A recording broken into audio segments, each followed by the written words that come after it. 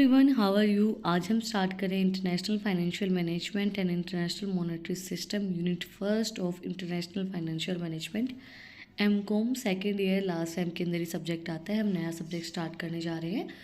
हमारी जो पिछली वीडियोस थी उसके अंदर हमने स्ट्रेटजिक मैनेजमेंट का सब्जेक्ट जो है वो कंप्लीट किया है, business ethics and corporate governance को कंप्लीट किया है एंड एंटरप्रेन्योरशियल इंटरप्राइजेज जो हमारी है उसको हमने कंप्लीट किया है। आज हम स्टार्ट करें मल्टीनेशनल कॉर्पोरेशन से, steps in internationalisations in an overview of international functional management, finance function in multinational firms, international monetary system, exchange rate agreement, IMF and international liquidity, forms of international financial flows and structure of balance of payment, equilibrium and disequilibrium and adjustment। ये हमारे topics हैं जिनको धीरे धीरे हम अपने videos के अंदर कवर करेंगे। आज हम स्टार्ट करेंगे मल्टीनेशनल कॉर्पोरेशन से। What is a multinational corporation? एक मल्टीनेशनल कॉर्पोरेशन क्या होता है?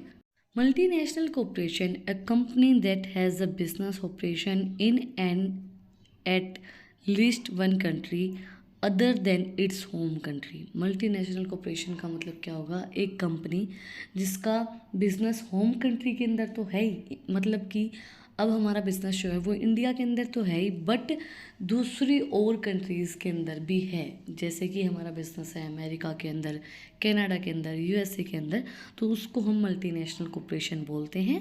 A company that has a business operation in at least one country other than it's home country. Home country से एटलीस्ट एक और दूसरी कंट्री के अंदर हो तो उसको मल्टीनेशनल कॉर्पोरेशन बोलेंगे।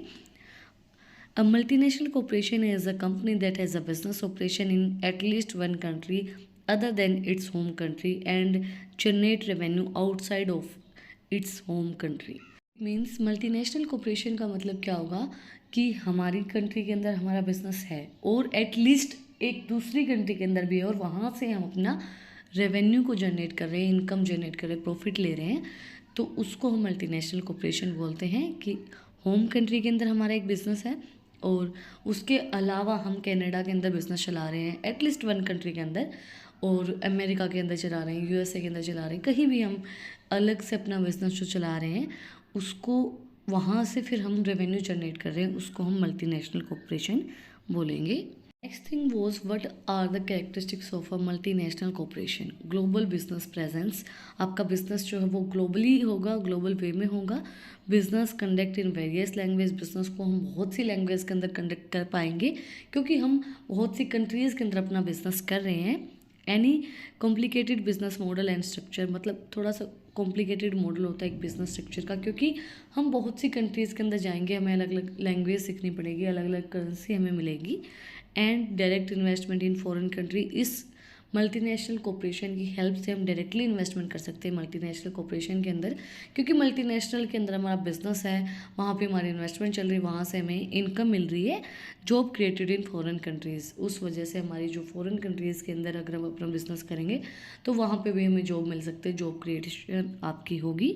6 improved efficiency, lower production cost and larger market share, आपकी एफिशिएंसी को इम्प्रूव करेगा, ये प्रोडक्शन कॉस्ट को कम करेगा और आपका ज़्यादा मार्केट शेयर होगा, क्योंकि आपको बहुत बड़ी मार्केट मिलेगी। आप होम कंट्री के अंदर भी रन कर रहे हो, दूसरी कंट्रीज़ के अंदर भी रन कर रहे हैं।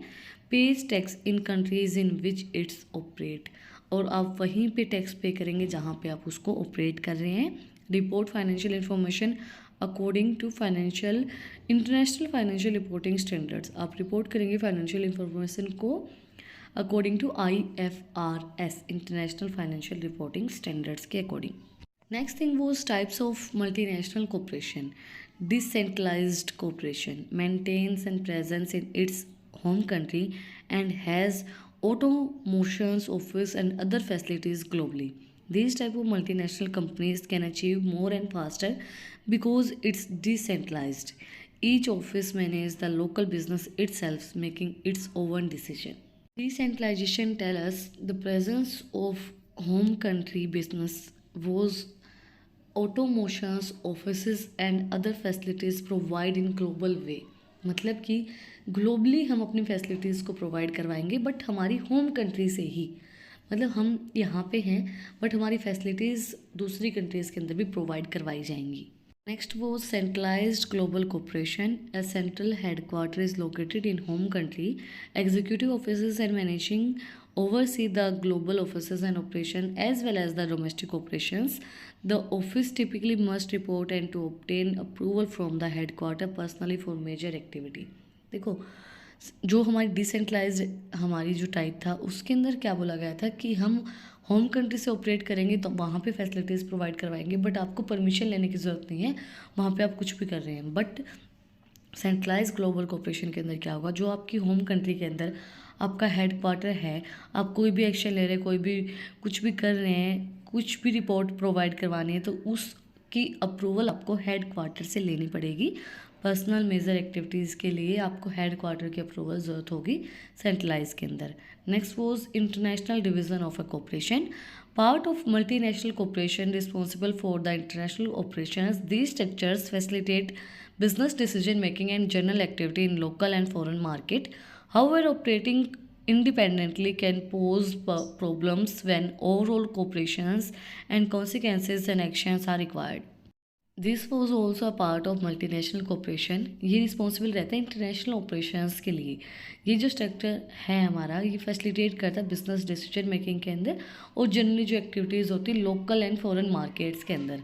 ऑपरेट करता है independently and pose problems and overall cooperation and consequences and actions are required. International को डिवीज़न करता है ये स्ट्रक्चर, मतलब जो भी डिसीजन लेने हैं लोकल के अंदर वो सब चीज़ें इसके अंदर ली जाती हैं। Next was transactional cooperation, a present subsidiary structures where by the present company oversee the operation of subsidiary in foreign countries and the home countries. Subsidiaries can use the parent's assets as such as a research and development data. Subsidiaries may have different brands. The present usually maintenance and manage role directing and operating of its subsidiary, domestic and foreign. Transactional corporations tell us about the present structure of subsidiary. Present company overseas operations of subsidiary in foreign countries, मतलब और home countries के अंदर किस तरीके से subsidiaries काम कर रही है, सब्सिडरी प्रेजेंट एसेट्स हैं आपकी, किस तरीके से उनको रिसर्च किया जा रहा है, उनके ऊपर रिसर्च की जा रही है और डेवलप किस तरीके से आइडियाज़ किए जा रहे हैं। सब्सिडरीज जो हैं वो डिफरेंट ब्रांड होते हैं जो प्रेजेंटली यूजुअली मेंटेन करती हैं role of direction, role of operation की सब्सिडरी हमारी डोमेस्टिक के अंदर कितनी अवेलेबल करवाई जाएंगी और फॉरेन के अंदर कितनी अवेलेबल करवाई जाएंगी। ये चीज़ हमारी ट्रांजैक्शनल कोऑपरेशंस के अंदर इंक्लूड की जाती है। इसी के साथ आज का जो हमारा टॉपिक है मल्टीनेशनल कोऑपरेशन वो कंप्लीट हो गया। मल्टीनेशनल कोऑपरेशन का मतलब क्या होता है, एक कंपनी अपने बिजनेस ऑपरेशन को एक कंट्री से, अपनी होम कंट्री से ज़्यादा के अंदर ऑपरेट कर रही है, ज़्यादा के अंदर अपनी चला रही है, तो उसको हम मल्टीनेशनल कोऑपरेशन बोलेंगे। इसी के साथ अगर आपको आज की वीडियो पसंद आई तो आप लोग को बताइए क्या करना है, कमेंट सेक्शन में मुझे बताना है कि आपको वीडियो कैसे लगी। कोई भी डाउट है तो वो भी आप लोग कमेंट सेक्शन में मुझसे पूछ सकते हैं। और अगर आपको इन टॉपिक्स की PDF चाहिए तो टेलीग्राम चैनल का लिंक डिस्क्रिप्शन में है, वहाँ पे जाके आप मुझे सब्सक्राइब कर सकते हैं। और भी इंटरेस्टिंग रील्स को देखने के लिए अगर आपको कुछ भी डाउट है, किसी भी सब्जेक्ट के बारे में आपको कुछ भी पूछना है तो आप लोग मुझे इंस्टाग्राम पे भी DM कर सकते हैं, मैं आपको ज़रूर रिप्लाई करूँगी। फिर मिलते हैं एक नई वीडियो के साथ, एक नए टॉपिक के साथ। Like share subscribe. Thank you for watching my video. Enjoy your life.